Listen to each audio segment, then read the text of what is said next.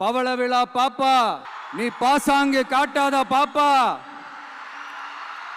நீ நல்லவர்கள் போல் நடிப்பதை பார்த்து நாடே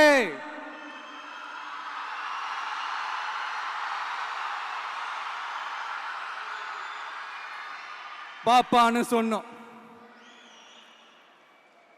அப்ப கூட பாத்தீங்கன்னா பாப்பான்றது ரொம்ப ஆசையா பாசமா சாஃப்டா தான் சொன்னோம். அதையே நீங்க அதிர்ச்சியா எடுத்துக்கிட்டீங்கன்னா அதுக்கு நாங்க என்ன பண்றது? அதே நீங்க விமர்சனம்னு சொன்னீங்கன்னா நாங்க என்ன பண்றது? இன்னும் நாங்க விமர்சனம் செய்ய ஸ்டார்ட் பண்ணவே இல்லையே, இன்னும் நாங்க அடிக்க ஸ்டார்ட் பண்ணவே இல்லையே, அதுக்குள்ள அலர்னா எப்படி?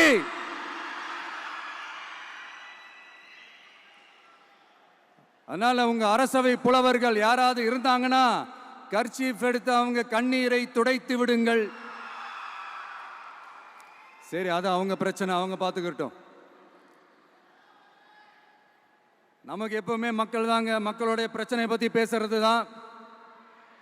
இன்னைக்கு நம்ம காஞ்சிபுரம் மாவட்டத்துக்கு வந்திருக்கிறோம். இங்க மக்கள் ஃபேஸ் பண்ற அந்த பிரச்சனையை பத்தி நம்ம பேசி ஆகணும். இந்த காஞ்சி மண்ணை வாழ வைக்கிற ஜீவ நதி பாலாறு, உயிர் நதி பாலாறு. இந்த மக்களோட உயிரோடவும் ரத்தத்தோடும் கலந்து ஓடுவது பாலாறு.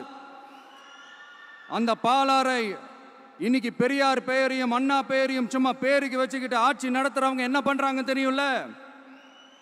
சுரண்டிட்டாங்க, கொள்ளையடிச்சிட்டாங்க, நாசம் பண்ணிட்டாங்க, மோசம் பண்ணிட்டாங்கன்னு இன்னும் என்ன வேணாலும் சொல்லலாம். ஆக மொத்தம் அழிச்சிட்டாங்க.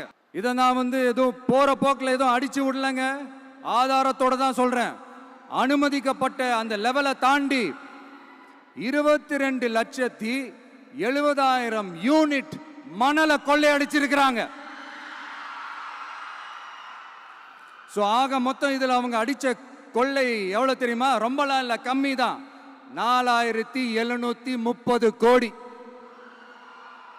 கம்மி தான் இல்ல?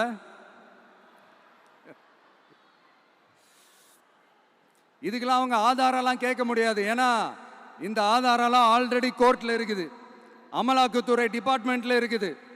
அந்த டிபார்ட்மெண்ட்ல வேலை செஞ்ச சில நல்லவர்கள் அவங்க அடிச்ச அந்த கொள்ளையெல்லாம் தாங்க முடியாம வெளியில சொன்ன அந்த ஆதாரங்கள் இதெல்லாம் சம்பந்தப்பட்டவங்களுக்கு இன்னும் நல்லாவே தெரியும்.